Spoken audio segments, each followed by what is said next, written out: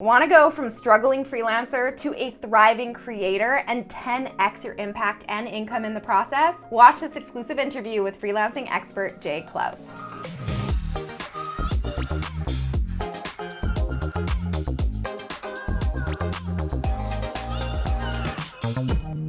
Hey Posse, what's up? It's Alex, and this week I'm super excited to be sharing with you a behind-the-scenes interview with my good friend and freelancing expert, Jay Clouse. So Jay is the creator of Freelancing School, which provides training and community to help freelancers make more money doing what they love. And he's also the host of Creative Elements, a podcast that explores how your favorite creators build businesses with their art and creativity. And he interviewed me on his podcast a few months ago, so you can go ahead and check that out. I will link to that in the description below. But this private interview is coming to you directly from inside the Rain Clubhouse, my exclusive membership for freelancers who are ready to turn their side hustle into six figures. Now, full disclosure, this is not the full interview. The second part of this interview was an in-depth training and Q&A session with Jay, but that is reserved exclusively for my Rainmakers, so I will be keeping that portion of the interview private. But in this interview sneak peek, you will hear tons of amazing insights and tips from Jay, including how he built a personal brand, launched a successful podcast, created a powerful community of freelancers, and how he turned one stream of income into multiple. Jay is a total badass and just an all-around awesome guy. He literally is one of the most legit and nicest humans I have ever met, and he always delivers just such mad value and gives the best, most practical takeaways and actionable tips. If you enjoy this interview and want to see more like it, make sure to give me a thumbs up below, and don't forget to hit that subscribe button and then tap that bell to be notified when my next video goes live. All right, now let's get to it. Here's my interview with Jay. I am just so thrilled to introduce the special guest that I have for you today.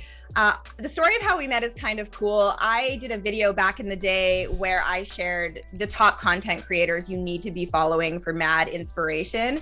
And Jay is one of the people that I gave a shout out to in my video. I've been following his emails for a while. He shares so much value in his emails that literally I never, as an email marketer, I like to get emails, but I don't like to read them all. I just kind of keep them there to refer back to. And I literally read all of Jay's emails and I reply to them too. And then he even gets back to me, which to me, that level of personalization and connection that Jay has with his audience is, to me, just absolutely above and beyond what most people do in this industry, and was a big inspiration for me when I started growing my community. And he reached out and was like, hey, thanks for the shout out. And I'm like, oh my God, you're welcome. And then we connected and we ended up doing a webinar back in early 2020. And then a lot of you would recognize him from the bonus that he did for the Launchpad and the launch files, his how to get clients and his proposal template. And then of course, now he is a featured expert inside of Rain. So Jay is a genius. One of the things I love the most about him is that he has really built up a community and a platform called Freelancing School that is 100% dedicated to helping freelancers make a living doing what they love, right? So really helping those artists and creators find their grounds and start businesses so that they can do what they love and actually get paid while doing it. He's also the host of the Creative Elements podcast, which I have been a guest on, and it was one of the best interviews I've ever had, Jay. I have to say, you're an incredible interviewer. And I've sent so many people your way. And your first guest was Seth Godin, and we all know and love Seth. And I just think the quality of people that you're able to bring into your network and interview is incredible. So I'll link to Jay's podcast and all of that down below the video later. But let's not wait any longer, Jay. I'm so excited you're here. Welcome inside the Rain Clubhouse and meet my Rainmakers. Yes. Wow, what an intro. So kind of you. That's like the best compliment you can give somebody is like, I don't actually read many of these things, but this one I do. Yeah. And I mean, legitimately the best thing someone can tell you. Totally. Because everybody creates content. And I think what you have proven is that there's still a way to create content that people actually consume and read. And you do it from the heart, and I enjoy every single thing that you create. So that's one of the many things that I love about you. And I know you're gonna offer so much value to everybody here today. And that's what I'm really excited to chat about. So I'm very excited to have you here, Jay. And we're just gonna dive right into the questions if you're ready. Let's do it. Let's do it. Very ready. Let's talk a little bit about the pathway from freelancer to creator, if people want to go that direction, and some of the other pathways that are possible. Yeah, yeah, I love that. And what I think is so great is everyone here, all the rainmakers, they're all freelancers. Most of them are copywriters. A lot of them offer other services, and there's sort of this variety of pathways that I think a lot of us tend to look at when we're starting our businesses. It's like, okay, freelancing. How do I get clients? How do I then get good clients who pay me well? And how do I build that like sustainable freelancer business? And then there's the different avenues like starting an agency, getting a team to support you, building a personal brand, maybe even launching your own products and services, and that's all where these skills can take you, which I think is sort of the beautiful thing of learning the skills now and then working your way up, which is really exciting. So my first question for you, Jay, and we talked about this when we briefly connected earlier this week, that you actually started as a freelancer and then that led you to all of these other avenues and things that you're doing now, which I'd love to hear about. But can you tell us a bit about what that journey looked like for you from freelancer to the creator and the creative entrepreneur that you are today? Totally. Yeah, happy to. So today, the majority of my income comes from digital products, affiliate sales, sponsorship, things that are mostly passive, which is incredible because I really only started this journey 3 years ago, towards that type of business model. And to just kind of give us a destination marker, this year with that revenue only, I'll break 6 figures in affiliate revenue, sponsorship revenue, digital product sales, maybe even closer to like the 120 mark, which is incredible because my most successful year freelancing, I earned just over $100,000. And that was last year when I was spending pretty much all my time freelancing. So this all happened really quickly. And so you can do that too, because I really don't believe that I have anything special creatively. Everything has felt like a struggle this entire time to get here, if I'm being totally honest. And I think anybody can do that. I work with freelancers now because the first thing that I started doing was I thought I would have a basically virtual startup accelerator for founders, because my network and my experience back in 2016 or up till 2016 was in startups and like tech. And as I started spinning up that accelerator, what I found was the people who kept finding me and who kept referring new people to me and more people to me were freelancers, because they had this phenomenal skill set, this phenomenal product, and very little experience and therefore knowledge of how to run a business. And the reality of being a freelancer is you are a freelance business owner.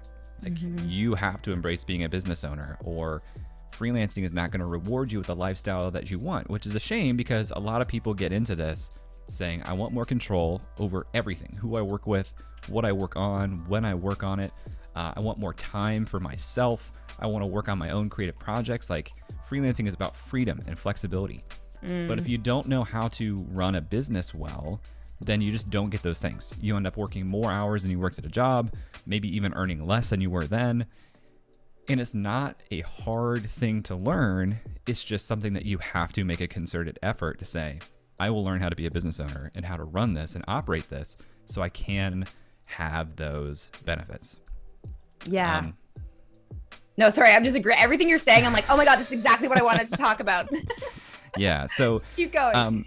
I realize, in working with these freelancers and client service providers, like, man, this is such a shame that there's this disconnect, because they have what I was thinking of at the time as like a really good product. Like you have a great product. You're able to deliver incredible work.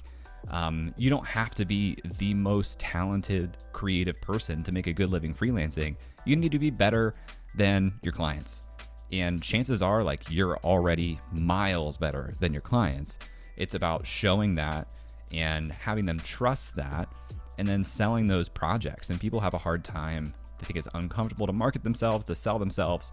That's really the core of what you need to do. And it gets easier over time. Like I tell people who are getting started all the time, like it only gets easier from here, because you're only going to get more experience. You're only going to get more credibility and social proof, but you need to stick with it and push through it and sell yourself and market yourself, because no one's going to do it for you.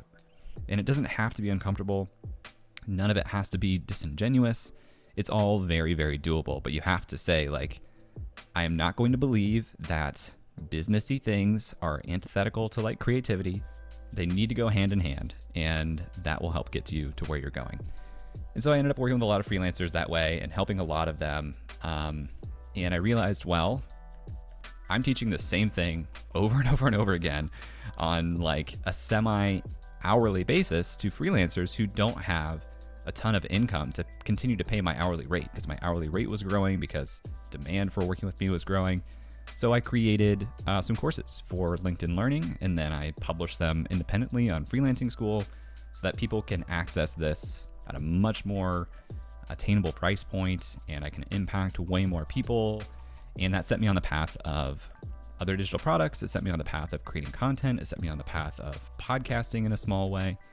And, today that's where I'm focusing most of my energy, because most freelancers have a set of pathways in front of them where it's like, well, I can continue to freelance as an individual into perpetuity. And you can do that. And some people do that.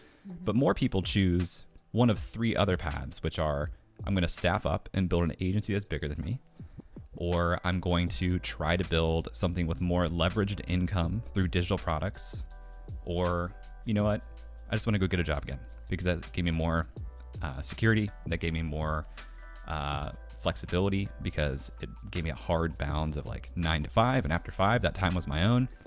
And all those things are valid, but I want to help you guys if you do want to go towards the staffing up agency route or the digital products route.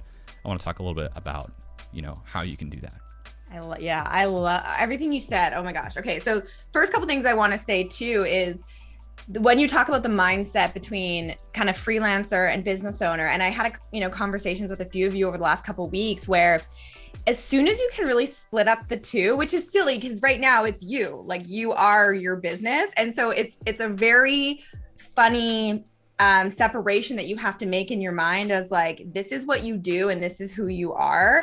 And, I was talking to one of you yesterday on our one-on-one coaching calls, and you're like, oh, I feel really bad about letting some clients go, but I know I have to do that in order to like level up and get higher level clients. And it feels so personal because it's like you are firing them and they hired you. But sometimes it can just be in the language and how you present things. So saying something like, I'm taking my business in a different direction and I'm only now focusing on working with clients like XYZ. All of a sudden you're like blaming the business direction, which is obviously your full choice and intention, but you're speaking as if you're a business owner making a strategically aligned decision, as opposed to this personal, like, I just don't want to work with you anymore, which can feel really like, personal, And so I love that we talked about that. And I want to go deeper into that mindset, because even if you want to just really hone in on getting more money as a freelancer, that was a huge shift that I made in my business from joining teams and feeling like I was just sort of this individual non-expert who was lucky to get the money, to then being and really kind of standing in my power as the authority on copy and marketing and changing the way that I communicated and worked out deals to then get, for example, commission on the contracts that I was working on. And all of a sudden it was like, oh no, they're paying me. I'm the expert. And you guys have heard me talk about this before, like this idea of you feel like because they own a business and you're working with clients, they must be the expert. And honestly, I can tell you so often than not, they're coming to you for your skills. And if you can confidently deliver value, they're like, it's a completely different dynamic than like a freelancer feeling of like, I just need the client. I need the client, So I love that you talked about that. So Jay, quick question. It's like the freelancer and kind of creator entrepreneur is like the distinction I think is pretty clear, but what were the biggest mindset shifts that you had to make? Because if I'm hearing you correctly, you were basically doing just freelancing, what did that involve? Like, what was your actual deliverable in terms of a freelancer? And then how did that go from you networking and meeting other freelancers that you could support through coaching and things like that? I tried my hand at a lot of things. So I'll give you kind of the breadth of what I did and then where I kind of found my sweet spot.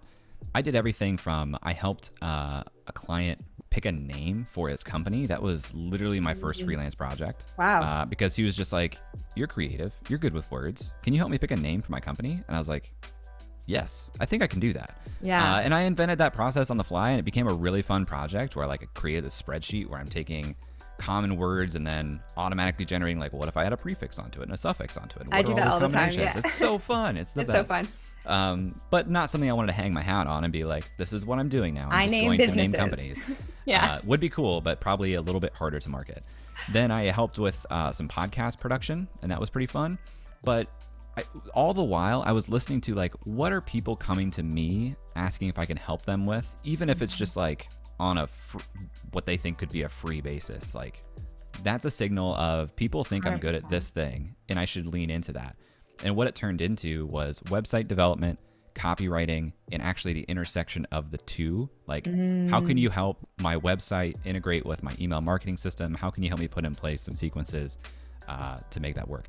And the wisdom in that really comes down to, there's a lot of value when you say, I combine this skill set with this skill set and I sit at the nexus, because that makes you more rare.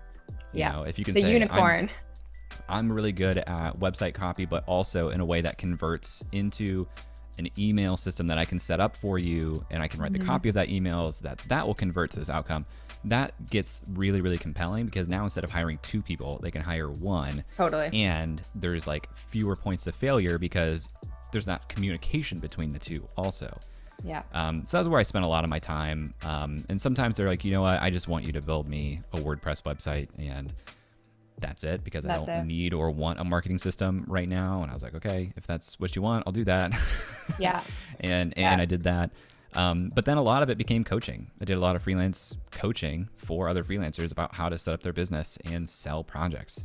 And is that because you were creating, because I'm trying to figure out how they found you. And I think it's because you talk a lot about this as like a creative, is like building your body of work over time. Yeah. Like I freelanced for 8 years and didn't do anything but freelance, and was only focusing on sort of leveraging those higher paying clients and getting commissions, and was able to build my freelancing business to, you know, mid 6 figures. And then only after that was I like, oh, I'm going to start creating content and building a personal brand with the Copy Posse. But you were actually creating content sort of regularly through that process, right? Even if that wasn't necessarily making you money quite yet, you were building community that way. Yeah. And this was like a happy accident. And now that becomes something that like I've analyzed and thought like, why did that work? I don't love the phrase fake it till you make it, but I do like to punch above your weight class and let people believe you're bigger than you are, if you can do that in a way that's like honest. In integrity, yeah. And the way I would do that, you know, if you look at most freelancers' websites, they'll have probably some testimonials, maybe case studies, but probably not many, and some level of a portfolio. My whole thing was, everything that I do, I'm going to get the most mileage out of this as possible. Every client project, I'm going to get a testimonial. I'm going to make that a case study, and I'm putting it on the website. And if you only work with 3 clients this year, but you wrap all of those projects into beautiful testimonials and case studies, you look just as accomplished as somebody who might have been doing this for years, because they haven't actually put that level of attention into sharing that. And to the person who's looking for, who am I going to hire? They don't know any difference. And if you look better, you look bigger, and maybe you haven't been doing it as long, it doesn't matter, especially if you are confident that you can deliver on the outcome that client wants anyway. Doesn't matter. So I'm always trying to just be like really efficient and economical with everything that I'm doing, and also very visible. And that doesn't mean that you have to create a ton of content. There are probably areas in your life where you're already putting some energy and have already built up a little bit of a platform that you can leverage and kind of use that area. But being visible is really, really important. Yeah. I mean, especially if you want, like, and I think there's 2 different mindsets, right? If that's your thing, like, I know there's some of you that might not like the idea of creating a platform, and others of you have. And I think the beautiful thing about what you're saying, Jay, is you were doing the freelancing work over here, learning from that experience, and then you were sharing, you know, wisdom through an email list, which I'm guessing started probably very slow and organically, because you were just sharing value, and people then found you. And then when you were really ready to start pivoting from freelancing to creating, you had a small audience that you could really start and leverage, which I think is such a crucial first step if that is the pathway you want to go. Yeah. Diana, I think it's Diana. Let me know if I'm not saying your name correctly. In the chat, had a question. Is it crucial to have a sleek website? I've got a super basic one. Do you think it's having a kick-ass site is key? I don't think it needs to be anything crazy or huge. And I say huge in terms of like number of pages and amount of content on those pages. But what I always tell people is, unfortunately, we conflate trust with design. Like we just put a lot of trust in things that are well designed and that look good, and we do it implicitly. So you don't have to have a sleek website or an expensive one or a deep one, but if you don't feel like you have a ton of design skill yourself, I would say use one of these page builders that have great looking templates. Don't try to mess with it too much. Leave the fonts as they are. Keep the color palette incredibly simple. I'm talking black and white, maybe one accent color. Have more white space on the page than you think. Things need to breathe.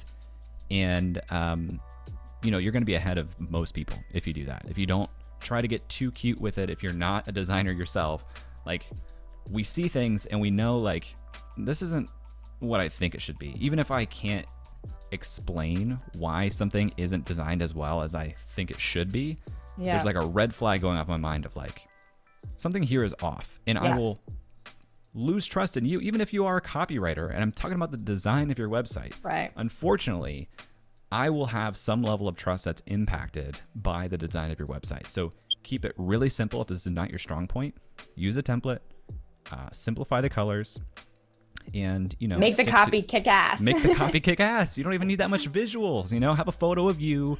That adds a lot, and it can be really simple. And if I could think of like the timeline of like starting a website, because you guys have heard me say, no, you don't need it to get started. And even when I look at my journey, I started freelancing in 2012, and then I got all my clients through referrals and personal introductions and networking. And I never really needed or thought I never really needed a website. And to be honest, I didn't in order to get paid as a freelancer. I launched my website in 2016, 4 years after I started, which was probably later than I should have.